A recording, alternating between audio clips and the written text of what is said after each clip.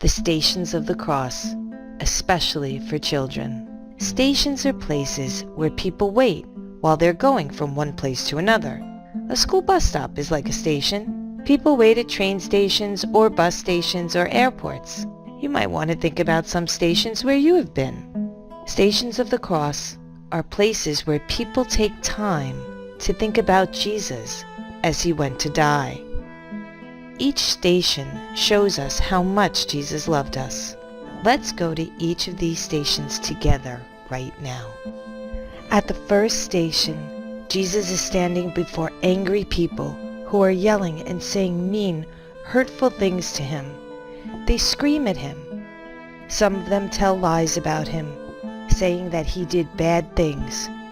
But Jesus stays quiet, even though he knows that he will be hurt. He knows that God is with him.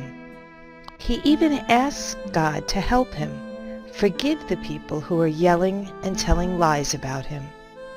When the soldiers put a big heavy cross on Jesus' shoulders, Jesus doesn't fight with them or say angry words to them. He knows that he has to carry this cross a long way, and he knows that the way will be very hard for him at times. But Jesus also knows that God is with him, and he asks God to help him to carry this cross, even though it is very heavy.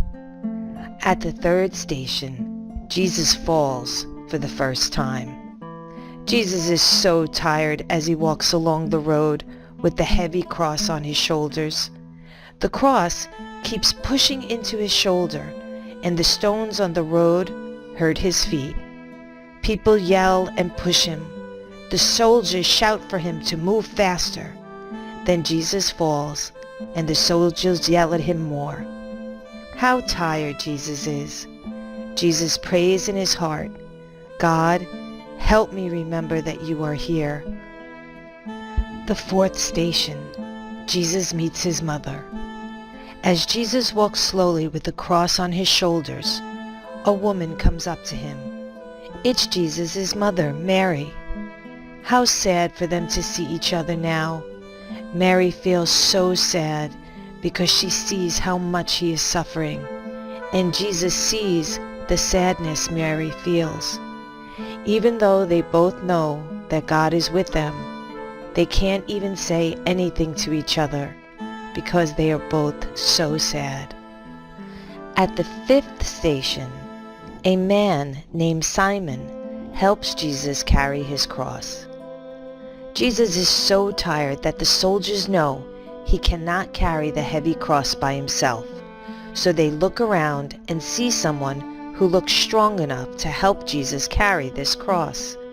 This person's name is Simon.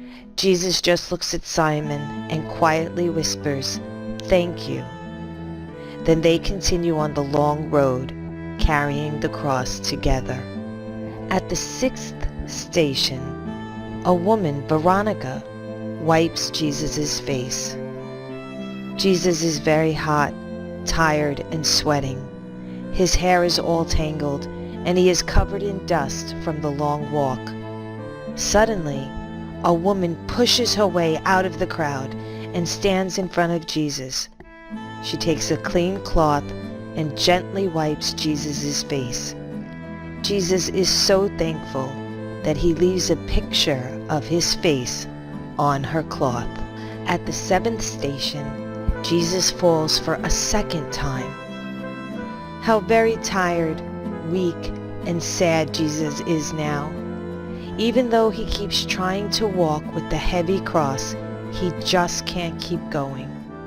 The noise from the crowd and from the soldiers makes him feel even worse. Then Jesus falls because he just can't take another step.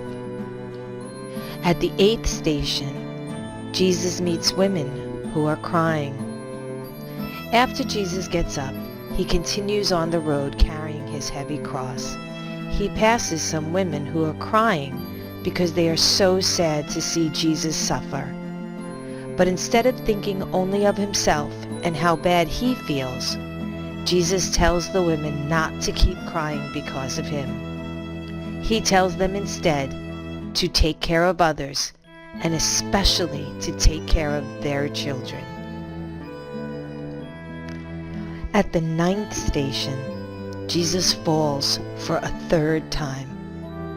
Jesus is so tired now that he can hardly take another step. It is hard for him to breathe.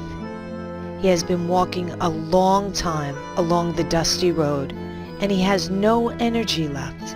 He just can't go on anymore. Then Jesus falls down in the street for the 3rd time. He is so very tired. Jesus asks God to help him, and Jesus gets up again, even though it is hard for him to do. At the 10th station, Jesus' clothes are taken away. Finally, Jesus reaches the hill that is the end of the road he has to walk. Jesus knows that he will die here, but before he dies, the soldiers will do more to him. They pull off his long robe, and almost all of his clothes are taken from him. Jesus stands in front of the crowd with only a small piece of cloth covering part of his body. Jesus asks God to help him remember that he's not alone, that God is with him through all of this. At the 11th station, Jesus is nailed to a cross. How much Jesus hurts as the soldiers nail him to the cross. He hurts all over. He is tired and thirsty. He knows that he is going to die, but he looks at the people who have hurt him, and instead of saying bad things to those people, Jesus asks God to forgive them. He looks at his mother and tells her to take care of others. Even when he is dying, Jesus is thinking of other people. At the 12th station, Jesus dies on the cross. Finally, after the long walk, after falling 3 times, after having the men beat him, after being nailed to the cross and suffering on the cross, Jesus bows his head and dies. Now this part of his life is over. There is nothing left for Jesus to give or to do. Jesus has given his life for all of us. At the 13th station, Jesus is taken down from the cross. As Jesus' lifeless body is taken down from the cross, no more pain or suffering for Jesus. All the pain is over. Mary, Jesus' mother, holds him tenderly in her arms. How sad she is. And how sad Jesus' friends are. They are crying as they hold his body. At the 14th station, Jesus is buried. Jesus' friends wash his body and wrap it in a clean sheet. They touch his body gently, and then they put his body into a tomb. When they are finished, they push a very large stone over the entrance so that no one can go inside. Now there is darkness in the tomb where Jesus' body lies, and all of his friends go home because they are very sad and tired. Now we arrive at the 15th station. What a wonderful surprise for his friends when they see that he is alive. His body is like a new kind of body, full of light, and he is no longer tired, sad, or suffering.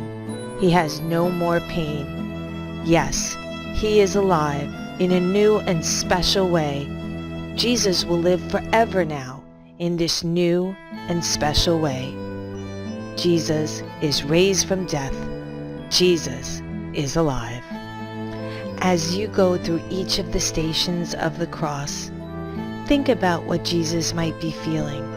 Also, think about times in your life where you might feel sad or hurt or tired or angry, and understand everything that Jesus did for us, and then consider what a great gift it is that Jesus is alive